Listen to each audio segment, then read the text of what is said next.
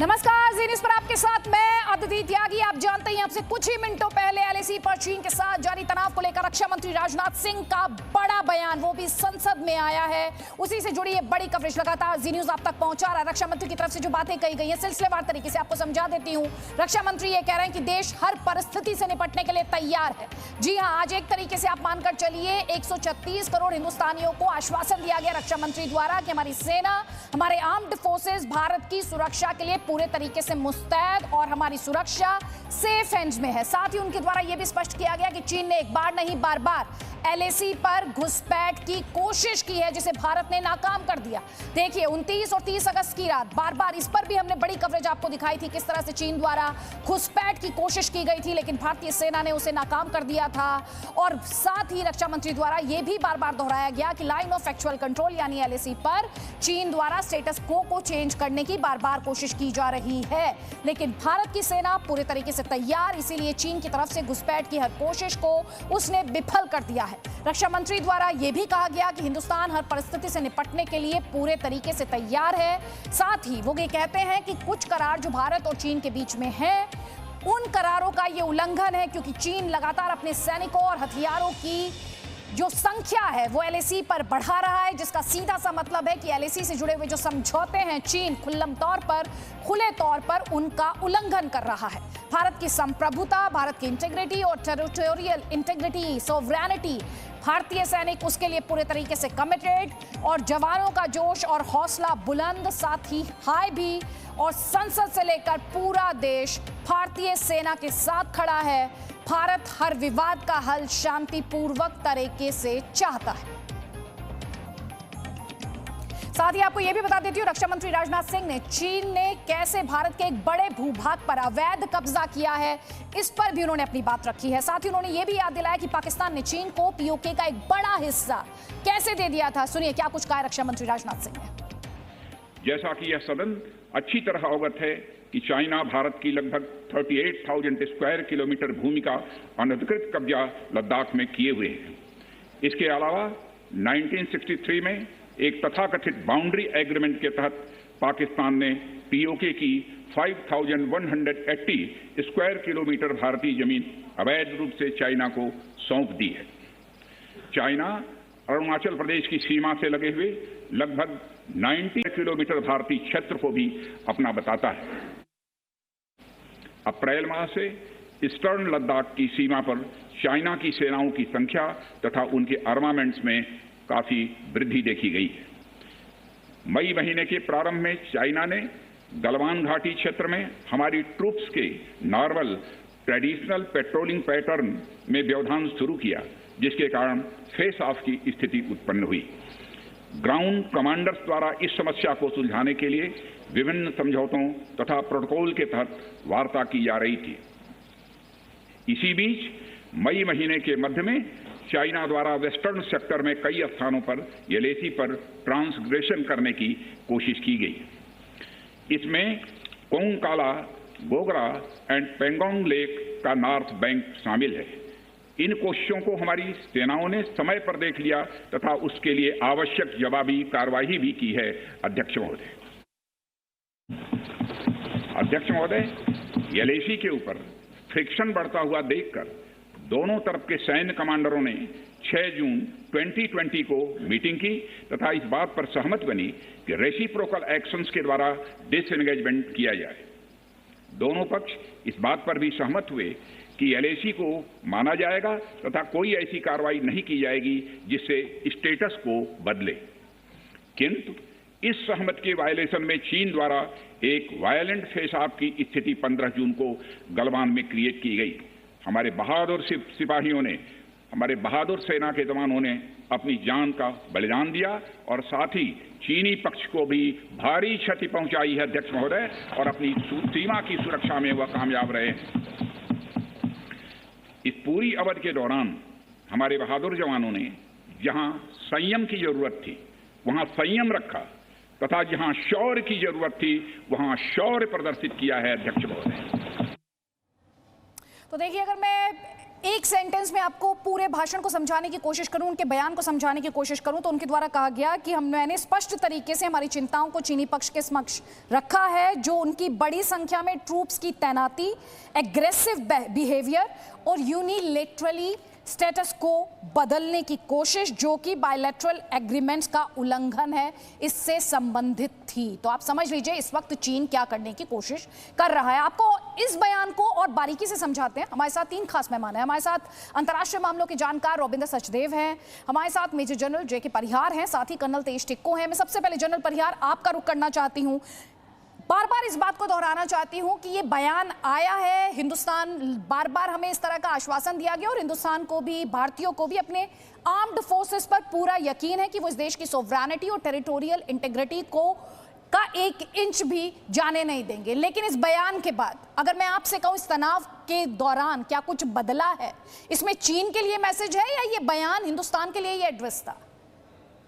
नहीं, ये तो कोई भी बयान अगर पार्लियामेंट में दिया जाता है तो वो पूरा सोच समझ के ही होता है, और ना केवल भारत बल्कि चीन बल्कि सारी दुनिया के लिए एक मैसेज होता है। और अगर वहां पर संसद में कोई भी बयान में अगर माननीय मंत्री कुछ बोलते हैं और वो सत्य नहीं है तो विशेषाधिकार हनन का भी कार्य होता है। तो बयान बहुत संतुलित है। मैं इसको पहले भी बता चुका हूँ कि इसमें कूटनीतिक भाव इसमें ज़्यादा है, राजनीतिक भाव। मगर मैं एज ए आर्मी पर्सन मेरी हमेशा ये रहती है कि हम कई मामलों में बिल्कुल दो टूक हों। और मुझे जो 5 अगस्त 2019 में गृह मंत्री ने जो बयान दिया था, जिस जोश के साथ उन्होंने कहा था कि अक्साई चीन भी हमारा है, उसी तरह का मैं सोचता था कि राजनाथ सिंह जी भी जो है वो चीन के अतिक्रमण की कार्रवाई को थोड़ा और जोर दे के बोलते, और अक्साई चीन पे अपने दावे को, मौका था, सुनहरा मौका, कि हम उसको और जबरदस्त करें। ओवरऑल उन्होंने बहुत संतुलित बयान दिया है और कम शब्दों में उन्होंने ज्यादा से ज्यादा बात रखने की कोशिश की है। वो बड़ा सराहनीय कदम है और उसके लिए मैं उनकी प्रशंसा करता हूँ। ठीक है। कर्नल टिक्कू, रक्षा मंत्री ने जो बताया कि किस तरह से चीन जो है वो अंदरूनी क्षेत्रों में बड़ी संख्या में सैनिक टुकड़ियां और गोला बारूद को मोबिलाइज कर रहा है। साथ ही उनके द्वारा स्पष्ट तौर पर यह कहा गया कि पूर्वी लद्दाख और गोगरा और कोंका लेक और नहीं कोंका ला माफ कीजिएगा एंड पेंगोंग लेक का नॉर्थ और साउथ बैंक पर कई सारे फ्रिक्शन एरियाज हैं। इसे कैसे रीड करें हमारे दर्शक, इसे कैसे समझें?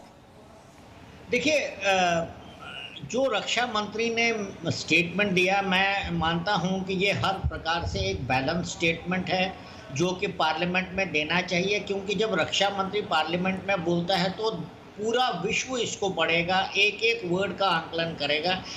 हाँ, ये जनरल साहब जो बोल रहे हैं कि उन्होंने ज़्यादा इस बात के ऊपर जोर नहीं डाला कि हम अक्साई चीन का इलाका वापस लेंगे, लेकिन उन्होंने डेफिनेटली इसका बिल्कुल स्पष्ट शब्दों में बोला कि अक्साई चीन के 38,000 स्क्वायर किलोमीटर्स, उन्होंने ये किलोमीटर्स भी बोले कि अनधिकृत कंट्रोल में है चाइना के। उन्होंने ये भी बोला कि पाकिस्तान ने शख्सगान के इलाके में 1963 के बाउंड्री एग्रीमेंट के तहत पाकिस्तान ऑक्युपाइड कश्मीर का एक भाग जो है वो चाइना को दिया। मेरे ख्याल से ये कुछ स्पष्ट था ना। उन्होंने 3 बातें बोली कि जिस वजह से तनाव पैदा हुआ है। पहला, उन्होंने बोला कि जबरदस्त एक्रेशन हुआ है फोर्स लेवल का तिब्बत के अंदर पिछले अप्रैल के बाद में। दूसरा, उन्होंने बोला कि चाइनीज की एक्शन जो है आर्मी की तरफ से, उनके पीएलए की तरफ से बहुत ही ज्यादा एग्रेसिव है। और तीसरा, उन्होंने ये बात बोली कि एग्रीमेंट, कई एग्रीमेंट के बावजूद, एक्चुअली 6 एग्रीमेंट है, उन्होंने 2 एग्रीमेंट का जिक्र किया, पीस एंड ट्रैंक्विलिटी के ऊपर उन्होंने ज्यादा जोर दिया। इसके बावजूद जो चाइना ने यूनिलैटरली अपनी सरहद को, लाइन ऑफ एक्चुअल कंट्रोल को बदलने की कोशिश करी, इन 3 चीजों की वजह से जो है लाइन ऑफ एक्चुअल कंट्रोल में टेंशन पैदा हुआ, ये उन्होंने बोला। तो बहुत सारे फ्रिक्शन एरियाज के बारे में एक बयान के माध्यम से बहुत सारे सवालों के जवाब और एकदम स्थिति स्पष्ट। आपको ये बता दें, रक्षा मंत्री द्वारा ये आश्वस्त कर दिया गया कि हमारी सेनाएं हर चुनौती का मुकाबला करने के लिए पूरी तरह से डटी हुई। जैसा कि सभी सम्मानित सदस्यों को जानकारी है कि बीते समय में भी चीन के साथ हमारे बॉर्डर एरियाज में लंबे स्टैंड ऑफ्स की स्थिति यह कई बार बनी है, जिसका शांतिपूर्ण तरीके से समाधान भी किया गया था। हालांकि इस वर्ष की स्थिति, चाहे वो ट्रूप्स की स्केल ऑफ इन्वॉल्वमेंट हो या फ्रिक्शन पॉइंट्स की संख्या हो, वह पहले से बहुत अलग है। फिर भी हम मौजूदा स्थिति के शांतिपूर्ण समाधान के लिए पूरी तरह से कमिटेड हैं। इसके साथ साथ मैं सदन को आश्वस्त करना चाहता हूं कि हम सभी परिस्थितियों से निपटने के लिए भी तैयार हैं। इस वर्ष हाल की घटनाओं में चाइनीज फोर्सेस का वायलेंट कंडक्ट सभी म्यूचुअली एग्रीड नॉर्म्स का पूरी तरह से उल्लंघन है। अभी की स्थिति के अनुसार चाइनीज साइड ने एलएसी और अंदरूनी क्षेत्रों में बड़ी संख्या में सैनिक टुकड़ियां और गोला बारूद मोबिलाइज किया हुआ है। पूर्वी लद्दाख और गोगरा और कोंकला और पेंगोंग लेक का नॉर्थ और साउथ बैंक पर कई फ्रिक्शन एरियाज हैं।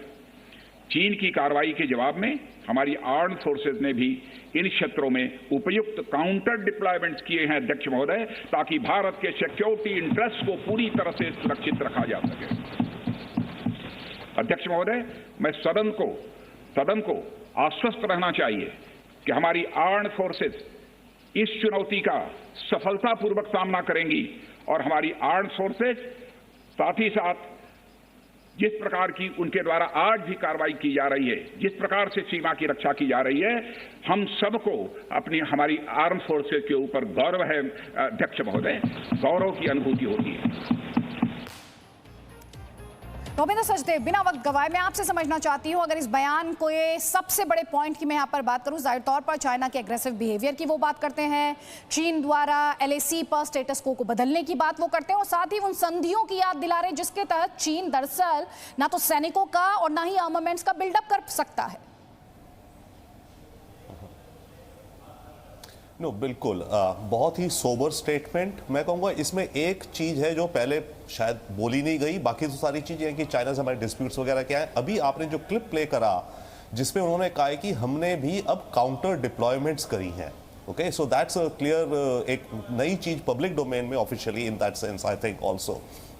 दूसरी बात, बहुत ही सोबर स्टेटमेंट है, इसमें कोई हमने फ्यूचर का नहीं कहा। भारत ने यह कहा है कि हम तैयार हैं, उन्होंने कहा हमारी आर्म सर्विसेज आर रेडी, कोई भी चैलेंज हो मुझसे मीट कर लेंगे।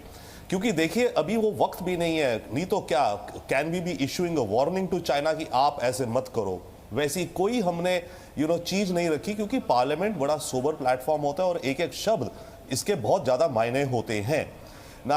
दूसरी बात, किसी और दूसरे देश का भी जिक्र नहीं है। हमें पता है कि देश इंडिया की पार्टनरशिप्स चल रही हैं, जैसे अमेरिका के साथ चल रही है, क्वाड के साथ हमारी बात चल रही है, तो डिफेंस के मामले में तो सारी चीजें चल ही रही हैं, बट इन किसी चीज का जिक्र नहीं करा, क्योंकि ये एक statement of fact, sober basic situation रख दी हमारे डिफेंस मिनिस्टर ने देश के सामने और दुनिया के सामने, डिस्प्यूट्स भी बताते हुए। एक जो आपने भी प्रश्न पूछा था, ये जो कह रहे हैं फ्रिक्शन पॉइंट्स, एक नई टर्मिनोलॉजी शुरू हो गई है शायद कि फ्रिक्शन पॉइंट्स, राइट, और हमारे दर्शक कैसे समझें, तो मैं एक पैरेलल देना चाहता हूं। इसे हम ऐसे भी समझ सकते हैं, ये मानिए कि चीन और भारत के बीच में जो बाउंड्री है वो एक सिंगल लाइन नहीं है, वो एक तरह की नदी है। वो नदी लाइन ऑफ एक्चुअल कंट्रोल है, कहीं वो नदी 1 किलोमीटर चौड़ी है, कहीं 5, कहीं 10, कहीं 50। चाइना कुछ सोचता है और हम कुछ सोचते हैं। तो ये जो नदी है, ये है जहां पर अब राजनाथ जी कह रहे हैं कि हमने भी काउंटर डिप्लॉयमेंट डाल दी है, क्योंकि अभी तक तो ये था कि हम भी ये कहते थे और चाइना भी माना कि ये एरिया डिस्प्यूटेड है, हम भी नहीं जाएंगे, आप भी नहीं आएंगे। पर हुआ क्या है कि चाइना ने आना वहां शुरू कर दिया है। तो अब चाइना अगर वहां अपने सोल्जर्स और अपने बारूद बॉम्ब्स या ला रहा है, तो भारत भी अब उस एरिया में जो ये बेल्ट आप माने, जो लाइन ऑफ एक्चुअल कंट्रोल कहलाती है, अब इसमें हमने भी काउंटर डिप्लॉयमेंट शुरू कर दी है। आप काउंटर डिप्लॉयमेंट इस टर्म का इस्तेमाल बार बार कर रहे हैं, तो बता दूं कि रक्षा मंत्री द्वारा ये बात कही गई कि जिस तरह से चीन बहुत एग्रेसिवली इंफ्रास्ट्रक्चर का निर्माण कर रहा है अपनी साइड ऑफ एलएसी पर, हिंदुस्तान भी उसके जवाब दे रहा है और भारत भी अपने इंफ्रास्ट्रक्चर को बढ़ाने के लिए हर संभव कोशिश इस वक्त कर रहा है ताकि सैनिकों की जो आवाजाही है उसमें किसी तरह की दिक्कत ना आए, वो स्मूथ हो। जरा सुन लेते हैं क्या कहा रक्षा मंत्री ने। कोविड-19 के चैलेंजिंग समय में हमारी आर्म्ड फोर्सेस और आईटीबीपी के तेजी से डिप्लॉयमेंट हुई हैं और उनके प्रयासों को एप्रिशिएट किए जाने की जरूरत है। और यह इसलिए भी संभव हुआ है क्योंकि सरकार ने पिछले कुछ वर्षों में बॉर्डर इंफ्रास्ट्रक्चर के विकास को काफी अहमियत दी है। सदन को जानकारी है कि पिछले कई दशकों में चीन ने बड़े पैमाने पर इंफ्रास्ट्रक्चर एक्टिविटी शुरू की है, जिनसे बॉर्डर एरिया में उनकी डिप्लॉयमेंट क्षमता भी बढ़ी है। इसके जवाब में हमारी सरकार ने भी बॉर्डर इंफ्रास्ट्रक्चर के विकास के लिए अपना काफी बजट बढ़ाया है, जो पहले से 2 गुना से भी अधिक है। इसके फलस्वरूप बॉर्डर एरियाज में काफी रोड्स और ब्रिजेज भी बने हैं। अध्यक्ष महोदय, इसके कारण वे बॉर्डर एरियाज में अधिक अलर्ट रह सकते हैं और जरूरत पड़ने पर बेहतर जवाबी कार्रवाई भी कर सकते हैं। आने वाले समय में भी सरकार इस उद्देश्य के प्रति पूरी तरह से कमिटेड रहेगी, यह मैं सदन को आश्वस्त करना चाहता हूं। तो रक्षा मंत्री के इस बयान को आप ऐसे भी समझ सकते हैं कि इसमें क्लियर मैसेज है चीन के लिए कि हिंदुस्तान अपनी सोवरेनिटी, अपनी टेरिटोरियल इंटीग्रिटी के साथ कोई समझौता नहीं करेगा। और अगर चीन की तरफ से गुस्ताखी की जाती है, चाहे वो गलवान में की गई हो या फिर 29-30 अगस्त की रात की गई हो, जवाब हर बार हिंदुस्तान की तरफ से करारा ही होगा। Presenting B News app, available on Google Play and App Store. Download it now.